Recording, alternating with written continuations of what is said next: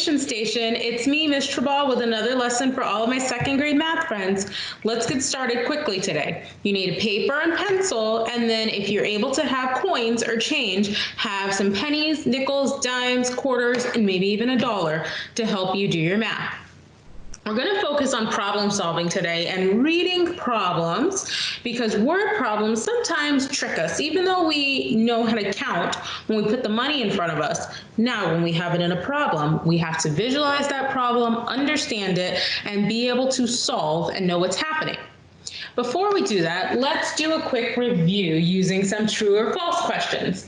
I have 3 questions here that are true or false. If you think back to Tuesday's video, at the end, I talked about how much coins or how much money equaled $1.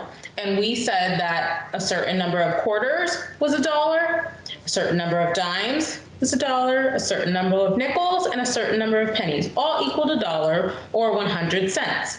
But also within that, we want to think about how do certain coins, can I have another set of coins that are different but equal the same value? I hope I'm saying that right. So a coin that would equal the same value as another set of coins.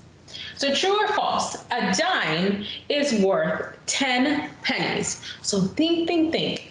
How much is a dime worth and how much is 10 pennies? I know a dime is worth 10 cents. And I want to know if that is worth 10 pennies.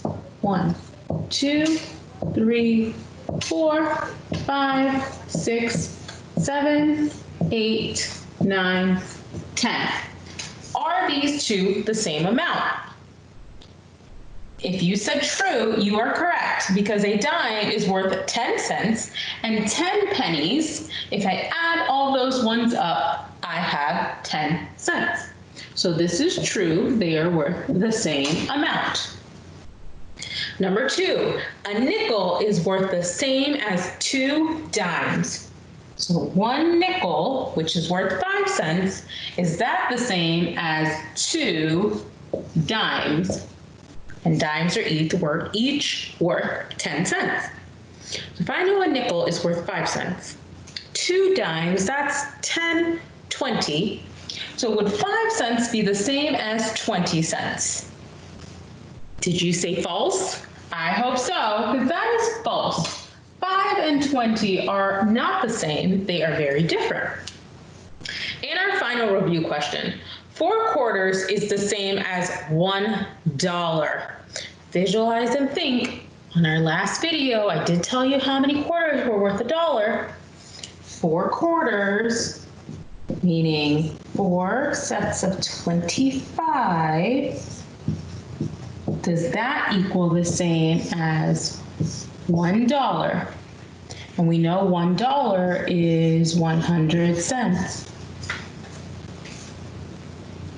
So 25 plus 25 is 50, plus 25 more makes 75, plus 25 makes 100. So 4 quarters is the same as $1. That is true. Okay. Remember, it's very important when you see these types of problems, work them out, draw out your coins. Take out your coins and count them so that you can really think about what the problem is asking you. I'm going to switch my screen and we are going to look at some problems. And as a reminder, this first slide just tells us that $1 has the same value as 100 cents. And if we look on the right-hand side, we see that we can write a dollar sign and write $1, or we can write 100 cents. Either way is correct, but we did discuss second grade. You're really focusing on writing it as cents. So I have a problem here. Paige has 2 quarters, 1 dime, and 1 nickel. So I'm going to pull out this money and act out the problem. She has 2 quarters, 1 dime, and 1 nickel. This is Paige's money.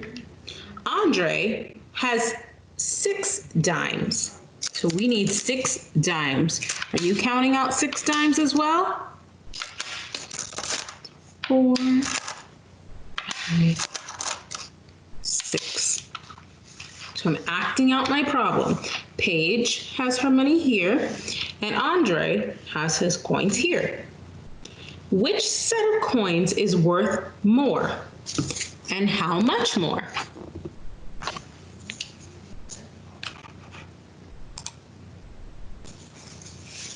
Which set is worth more and how much more? So we have Paige and Andre. I'm going to draw, and I hope you're drawing along on your paper, Paige's amount of money. Paige has 2 quarters. Each quarter is worth 25 cents. 1 dime. Might be helpful to draw it under. And 1 nickel. Oops, nickels are worth 5 cents. So this is Paige. And Andre has 6 dimes. And we know our dimes are worth 10 cents.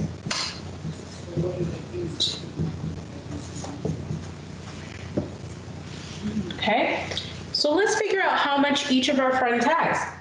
Paige has 2 quarters. 25 plus 25 is 50. And now if I have 50 and I add 10 more, I'm at 60, plus 5 more makes 65. And I can add this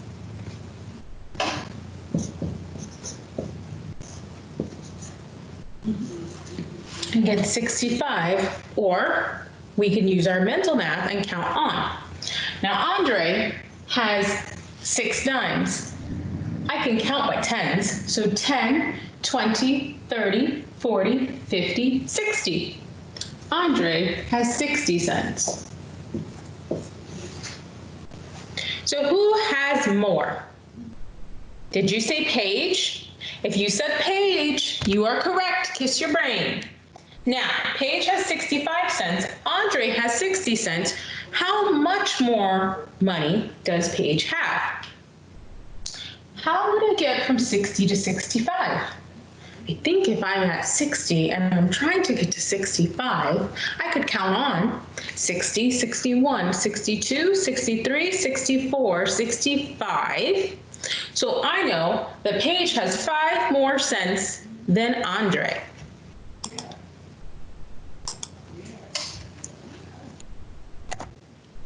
Okay, now we have another problem, but notice I've taken the numbers out because I want you to really think about what's happening and visualize.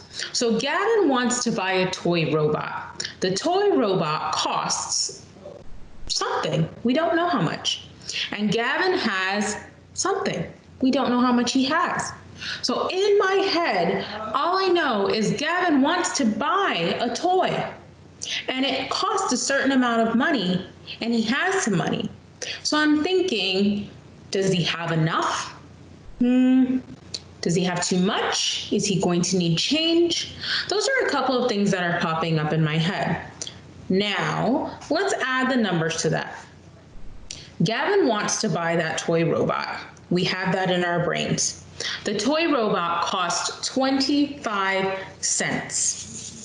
Gavin has 5 nickels. So now we have some numbers in our head that we can visualize. The robot that costs 25 cents, and we know our friend Gavin has 5 nickels. We're visualizing that with our numbers. Now we should be able to put some things together to answer our question, does he have enough to buy the toy? So Mr. Ball wants to think and work this out. So our toy robot costs 25 cents.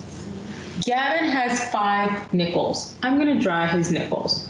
5, 10, 15, 20, 25. Notice I was counting by 5s as I drew my 5 nickels.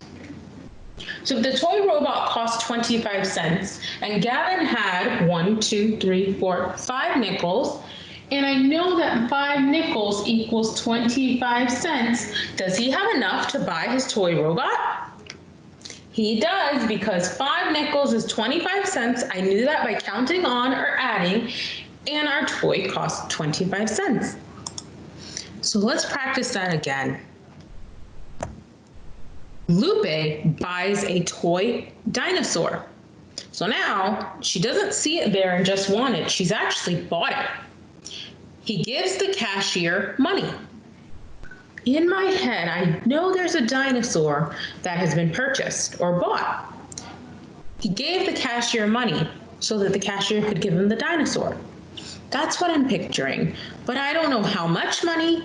I don't know how much the toy cost or how much he had, so I'm gonna wait and see. What is my problem telling me now that I visualize that? So Lupe bought the toy dinosaur for 47 cents. He gave the cashier 1 quarter and 1 dime. How much more money does he need to give the cashier? Well, Lupe bought this toy dinosaur for 47 cents. That's how much the dinosaur cost. 47 cents. He gave the cashier 1 quarter and 1 dime. So 1 quarter is 25 cents and 1 dime is 10 cents. If I add those together, 25 and count up 10 more makes 35. So Lupe only gave the cashier 35 cents, but this dinosaur costs 47 cents. How much more money does he need to give the cashier so that he can leave the store? Now, to figure that out, I'm going to subtract how much their dinosaur costs minus how much he's given. And I know 7 take away 5 is 2, and 4 minus 3 is 1. So Lupe still has to give the cashier 12 more cents. 12 more. How could I make 12 cents? What coins could Lupe give the cashier? 12 cents. If I gave a dime, I now have 10, and then 11, 12, 2 more pennies. Now we're at 12 cents to give our cashier. Could I give him 12 cents a different way? What if I didn't have a dime? Could I give a nickel? That's 5. I'm still short, but what about if I gave 2 nickels? 5 and 5 is 10, plus 2 more makes 12 cents. Or we could give 12 pennies, because if I count by ones up to 12, that ends up being 12 pennies. So notice we visualized what was happening in our problem. We kind of ignored numbers or pretended they weren't there. Then we took our problem and we put those numbers in now that we knew what was happening, and we drew out how much money we had, and we were able to subtract. We could also count on. If I'm at 35, I know to get to 47, 35 plus 10 makes 45, plus 2 more makes 47, so 10 and 2 is 12, which is the answer that we had. So those are some different strategies that we could use to solve that problem. Let's try one final problem solving. Jade has 9 dimes. She wants to buy a toy truck for 8 cents. Does she have enough money to buy the toy truck? Explain how you know. So in this problem, I did not take away the numbers, but in our heads, we can take out the numbers until we visualize what's happening. So Jade has some dimes. Maybe we don't see the 9. She wants to buy a toy truck. So are you picturing Jade or maybe yourself, and you have some money and you want to buy a toy truck, and you have to figure out how much money do I have? Do I have enough? Now that I see that in my head, let's pull our money out and know that Jade has 9 dimes. So I would pull 9 dimes.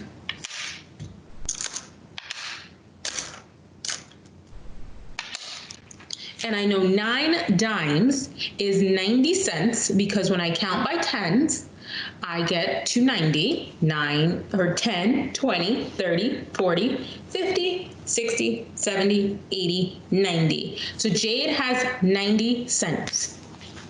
But she wants to buy a toy truck that costs 8 cents. Ooh, not 8 cents, 80. Let's change that number. We're gonna say 80 cents because I think Ms. Tribal missed the number. So 80 cents. So she has 90 cents and she wants to buy that truck that costs 80 cents. 90 is greater than 80. And if 90 is greater than 80, then we know that she has enough money to buy that toy truck. Now, if she gave that cashier all 90 cents, how much money would she get back? Well, 90 minus 80 is how much she gave minus the total that it cost. 10 cents. So could the cashier give her back a dime? Because that's worth 10 cents. Could the cashier give her back 2 nickels? Absolutely, because that's also worth 10 cents. 2 nickels is 5 plus 5 makes 10. So remember, boys and girls, when you are solving problems, visualize what's happening.